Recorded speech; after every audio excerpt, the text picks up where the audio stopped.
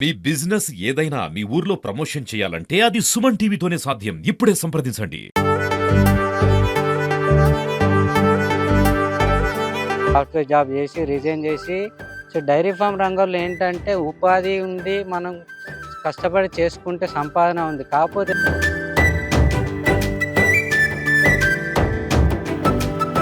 Updated technology, AI technology అలాంటివి వచ్చినాక ఏమవుతదంటే జాబ్స్ అనేవి తగ్గిపోతాయి. ఎందుకంటే వాళ్ళకి ఇన్‌కమ్ రావాలనే చూసుకుంటాయి కంపెనీలు.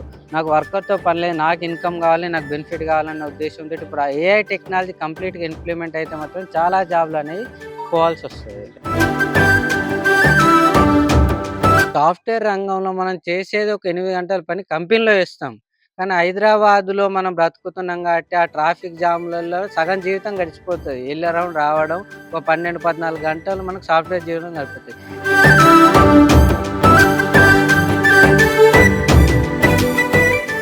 నమస్తే. Welcome to Suman TV. మనం ప్రస్తుతం భీమదేవరపల్లి మండలంలోని రత్నగిరి గ్రామంలో ఉన్నాము. ఈడ ఒక యువకుడు సాఫ్ట్‌వేర్ రంగాన్ని వదిలి పాల పరిశ్రమ వైపు, పాడి పరిశ్రమ వైపు అయితే అడుగులు వేస్తున్నాడు. అంటే ఈ పాడి పరిశ్రమలో ఎట్లా లాభ నష్టాలు ఎట్లా ఉన్నాయి? సాఫ్ట్‌వేర్ రంగాన్ని వదిలి ఈ పాల పరిశ్రమ వైపు ఎందుకు వెళ్ళాడు అనేది మాత్రం మనం సుమన్ టీవీ ప్రత్యేక కథనంలో అడిగి తెలుసుకుందాం. దినేష్ వాళ్ళ మా వ్యవసాయ క్షేత్రం వద్ద అయితే మనం చేరుకున్నాం. అంటే ఇక్కడే వ్యవసాయ క్షేత్రం, ఇక్కడే ఇల్లు గూడా ఆయన నిర్మించుకున్నారు. ఫస్ట్ ఆర్గానిక్ ఫార్మింగ్ ద్వారా గూడా ఆయన సాఫ్ట్‌వేర్ రంగాన్ని వదిలి ఆర్గానిక్ ఫార్మింగ్ నుంచెళ్ళి తర్వాత పాడి పరిశ్రమను గూడా ప్రారంభించారు. మనతో అయితే అక్కడ దినేష్ అయితే ఉన్నారు. అంటే ఎట్లా ఈ రంగం వైపు ఎందుకు రావాల్సి అనిపిచ్చింది అదే మనం అడిగి తెలుసుకునే ప్రయత్నం అయితే చేద్దాం. మనతో పాటు దినేష్ ఉన్నారు. అన్న చెప్పండి, అంటే మీ ఈ రంగం వైపు మీకెందుకు రావాలనిపిచ్చిందన్న? ముందుగా సుమన్ టీవీ ప్రేక్షకులకు ధన్యవాదాలు. ఈ ఛానల్ ఎప్పుడు సబ్స్క్రైబ్ చేసి చూస్తూ ఉండండి. అయితే యువతలో ఇప్పుడేందంటే అందరూ సాఫ్ట్‌వేర్ ఉద్యోగం చేయాలి అన్న ఉద్దేశంతోటి వాళ్ళు అక్కడికి ప్రయత్నాలు చేస్తున్నారు. హైదరాబాదే ఒక మనకు వృత్తి అక్కడే మనం బ్రతకగలం అన్న ఉద్దేశంతోటి వాళ్ళున్నారు. బట్ ఇక్కడంటే అంటే మన పల్లెల్లో గూడా ఇప్పుడు మనం సంపాదించొచ్చు. సాఫ్ట్‌వేర్ ఉద్యోగానికి మించిన సంపాదన పల్లెల్లో గూడా సంపాదించాలన్న ఉద్దేశంతో దాన్ని ఎలా అని ప్రూవ్ చేయాలన్న ఉద్దేశంతోటి నేను మా ఊరికి రావడం జరిగింది. నేను గత 3 సంవత్సరాలు సాఫ్ట్‌వేర్ జాబ్ జేసి, రిజైన్ జేసి కరోనా టైంలో రిజైన్ జేసి వచ్చాను. ప్రస్తుతం ఆర్గానిక్ ఫార్మింగ్ చేసి తర్వాత డైరీ ఫార్మ్ రంగంలోకి అడుగుపెట్టాను. డైరీ ఫార్మ్ రంగంలో ఏంటంటే ఉపాధి ఉంది. మనం కష్టపడి చేసుకుంటే సంపాదన ఉంది. కాకపోతే ఏందంటే కొందరు ఎక్కువ మొత్తంలో లక్షలు, లక్షలు పెట్టుబడి పెట్టేసి దాన్ని ఏందంటే ఫస్ట్ డైరెక్ట్ వర్కర్‌లను పెట్టేసి చేస్తే అలా చేస్తే మాత్రం లాభాలనేవి ఏముండవు. ఫస్ట్ మనకు ఎక్స్‌పీరియన్స్ వచ్చేదాకా మనం ఏంటంటే కష్టపడి మనం అందులో ఉన్న లోటుపాట్లు, లోపాలేంటి, లాభాలేంటి, ఎక్కడ మార్కెటింగ్ ఏ విధంగా చేసుకోవాలన్న ఉద్దేశం అవన్నీ తెలుసుకున్నాకనే తర్వాత పెద్ద మొత్తంలో మనం డైరీ ఫార్మ్ గాని స్టార్ట్ చేస్తే అప్పుడు మనకు లాభాలనేవి వస్తాయి. అలాగే ఆర్గానిక్ ఫార్మింగ్‌లో కూడా మనకు లాభాలనేవి ఉన్నాయి. దాన్నేంటంటే మనం ఎప్పుడు వ్యవసాయం చేస్తే మన తాతలు అలా చేసిన విధంగా గాకుండా ఇప్పుడు ప్రస్తుతం ప్రజలకి ఏ విధమైన ఆహారం కావాలి, ఎలాంటివి పండిస్తే ఎలా మార్కెటింగ్ చేసుకున్న ఉద్దేశంతోటి అవన్నీ స్టడీ చేసి ఫస్ట్ ఆ విధంగా స్టార్ట్ చేస్తే మనకి వ్యవసాయ రంగంలో గూడా ఖచ్చితమైన లాభాలనేవి ఉన్నాయి. అంటే ఎందుకు మీకు ఈ రంగం వైపు రావాలనిపించింది? అంటే సాఫ్ట్‌వేర్ అంటే చాలా హంగులతో గూడా ఉంటారు గదా అందరూ. ఎట్లా మరి ఎట్లా అనిపిస్తుంది? సాఫ్ట్‌వేర్ అంటే హంగులు ఉన్నాయి. దానికి తగ్గట్టు ఖర్చులున్నాయి. ఇప్పుడు మనకు హైదరాబాద్‌లో చూసుకుంటే ఖర్చులనేవి పెరిగిపోయినాయి. హ్మ్. మనకెంతో లక్షల్లో జీతం వచ్చినా లాస్ట్ మిగిలేది 10, 20 వేలే. అదే హ్మ్. మన సొంత ఊర్లో మార్కెటింగ్ ఇవన్నీ డైరీ ఫార్మ్ గాని, వ్యవసాయం గాని చేసుకుంటే ఏంటంటే, హ్మ్. మనకి ఖర్చులనేవి తగ్గిపోతాయి. హ్మ్. లాభాలనేవి పెరుగుతాయి. మనం ఎంత సాఫ్ట్‌వేర్ చేసినా గూడా ఒకానొక స్టేజ్‌కొచ్చినాక మనం సాఫ్ట్‌వేర్ వదిలేసి మళ్ళీ మన సొంత ఊర్లోకొచ్చి బ్రతకాల్సిందే. హ్మ్. మన అందుకే యువ రైతులనేవి వ్యవసాయ రంగం పైన కాన్సంట్రేషన్ జేసి, మనకు దానికి అనుబంధ వ్యవస్థలేంటి, డైరీ ఫార్మ్ గాని, కోళ్ళ ఫార్మ్ గాని, గొర్రెల ఫార్మ్ గాని, దానికి తగ్గట్టు ఆర్గానిక్ ఫార్మింగ్ చేసుకుంటూ ప్రకృతిపరమైన ఫుడ్ ఇవన్నీ ప్రజలకు అందజేస్తే మనకు స్వచ్ఛ లాభాలు ఉంటాయి. స్వచ్ఛమైన ఆహారాన్ని ప్రజలకు అందించిన వాళ్ళము అయితాం. ఆ ఉద్దేశంతోటే నేను జాబ్ రిజైన్ జేసి వచ్చి మరి ఇక్కడ చేయడం అంటే జరుగుతుంది. ఎంత ఉంది? వ్యవసాయ భూమి అనేది ఎంత ఉంది? ఎన్ని బర్లను మీరిప్పుడు చేస్తున్నారు? అంటే మాకు పాల డైరీ ద్వారా? మాకు వ్యవసాయ భూమి వచ్చేసి ఒక ఎకరం ఉంది. హ్మ్. ఇంకొక ఎకరం కౌలుకు తీసుకొని చేస్తున్నాము. హ్మ్. ఈ డైరీ ఫార్మ్‌లో ప్రస్తుతానికైతే నాకు 8 ఉన్నాయి. హ్మ్. దీంట్లో 8 7 బర్రెలు, ఒకటి ఆవు. మన బర్రె పాలొచ్చేసి నేను పక్కన ఉన్న సిటీలో హుజురాబాద్‌లో సొంతంగా వెళ్ళి అమ్ముకుంటాను. పొద్దున్న 6 గంటలకెళ్ళేసి అమ్ముకొనేసి మళ్ళీ 7:30కొచ్చి నా పని నేను కంటిన్యూ చేసుకుంటాను. అంటే ఇప్పుడు సాఫ్ట్‌వేర్ రంగంలో అంటే మనం ఏసీల కిందుండి సిస్టమ్ దగ్గర నాజూగ్గా చేసుకునే పని. ఆ! ఇది మరి దీనికి మీరిప్పుడు ఇక్కడ చాలా కష్టపడాల్సొస్తుంది గదా! ఎట్లా అనిపిస్తుంది మరి? అన్న ఒకటి మనకు కరోనా వచ్చినంక చాలా విషయాలు తెలిసినాయి. ఇప్పుడు కరోనా అనేది హైదరాబాద్‌లో ఉన్న వాళ్ళకి, మనకందరికీ పల్లెటూరులో దాదాపు చూస్తే చనిపోయిన వాళ్ళు తక్కువ. అంతా కరోనా టైంలో పని చేసుకున్నారు, బ్రతికిర్రు. కానీ హ్మ్. సిటీలోనే క్వారంటైన్ అన్నీ చేసేసి మనకు మనిషికి చెమట అనేది రావాలి. సిటీలో ఏం చేస్తారు? డబ్బులు ఖర్చు చేసి మరి జిమ్‌లోకెళ్ళి వాళ్ళ చెమట కార్చుకుంటారు. మనకు పల్లెటూర్లలో స్వతహా చెమట అనేది వచ్చేస్తాయి కాబట్టి మనకి ఇమ్యూనిటీ పవర్ పెరుగుతాయి. స్వచ్ఛమైన గాలి వస్తది. స్వచ్ఛమైన ఆహారం తిన్నవాళ్ళం అయితాం. హ్మ్. అది. ఇప్పుడు సాఫ్ట్‌వేర్ రంగంలో అంటే మీరు ఎందులో చేశారు మామూలుగా వర్క్? ఈ మెడికల్ ఫీల్డ్‌లో చేశాను. మెడికల్ బిల్లింగ్, మెడికల్ ట్రాన్స్క్రిప్షన్ ఫీల్డ్‌లో చేశాను. హ్మ్.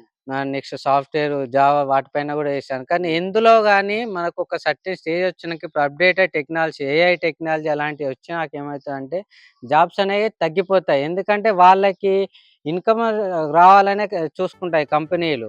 నాకు వర్కర్‌తో పని లేదు. నాకు ఇన్‌కమ్ కావాలి, నాకు బెనిఫిట్ కావాలన్న ఉద్దేశంతోటి ఇప్పుడు ఆ ఏఐ టెక్నాలజీ కంప్లీట్‌గా ఇంప్లిమెంట్ అయితే మాత్రం చాలా జాబ్‌లనేవి పోవాల్సొస్తది.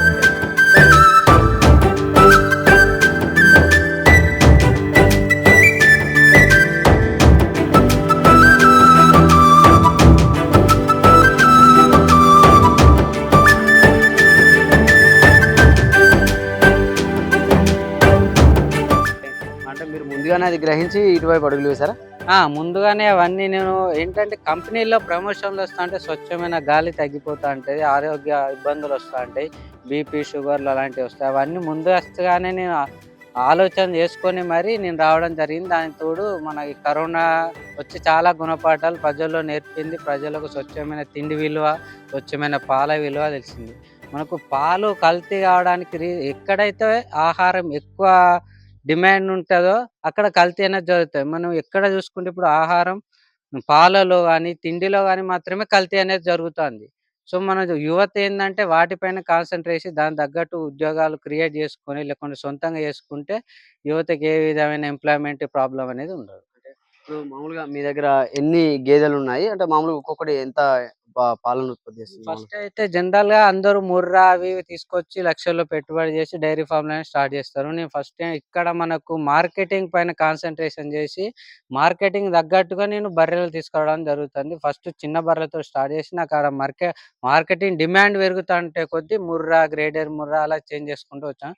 ప్రస్తుతానికైతే 7 బర్రెలున్నాయి. అందులో 3 ముర్రా బర్రెలు, 4 లోకల్ బర్రెలు. ఆడ మార్కెటింగ్ పెరుగుతూ ఉన్న కొద్దీ నేను ఈ చిన్న బర్రెలు తీసేసి మళ్ళా ముర్రాకి షిఫ్ట్ అయ్యి ఆ విధంగా లాభ నష్టాలు చూసుకుంటూ ముందడుగేస్తున్నాను. హ్మ్.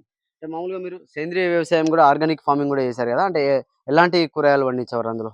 ఆర్గానిక్ వ్యవసాయం గూడా నేను అన్ని తీరులో ఒక 6, 7 రకాల కూరగాయలు పండించేసి హుజురాబాద్‌లో నేను ఆన్‌లైన్ ఆర్డర్ ద్వారానే పంపించేసాను. ఒక వారానికి సరిపడా కూరగాయలు పండించి దాన్ని వారంలో 2 రోజులు వాట్సాప్ గ్రూప్‌లో వాళ్ళకి మెసేజ్‌ల ద్వారా పెట్టేసి వాళ్ళేమేమి కావాలనుకుంటారో ఇక్కడనే ప్యాకింగ్ చేసేసి వారానికి 2 సార్లు అందియడం జరిగింది. అలాగే ఆర్గానిక్ రైస్ గూడా అందియడం జరిగింది. హ్మ్.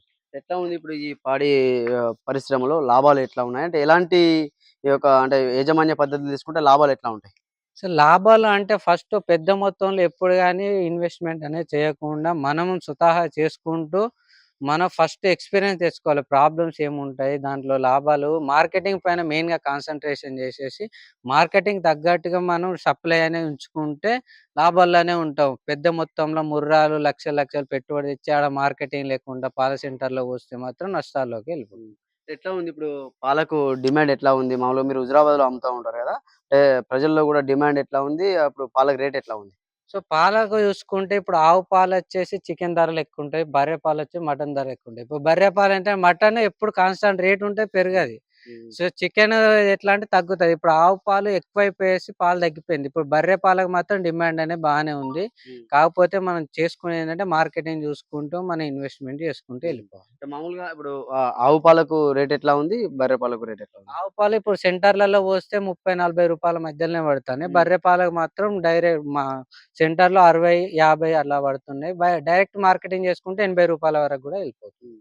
ఇప్పుడు ఈ సాఫ్ట్‌వేర్ రంగానికిను, ఇప్పుడు మీరు ఈ వ్యవసాయ రంగానికి ఏం జెప్తారు? మామూలుగా ఇప్పుడు వచ్చే యువతకు గాని, ఇప్పుడు వ్యవసాయ రంగంలోకి వచ్చే వారికి గూడా మీరు ఏం జెప్పాలనుకుంటున్నారు? సాఫ్ట్‌వేర్ రంగంలో మనం చేసేది ఒక 8 గంటల పని కంపెనీలో చేస్తాం.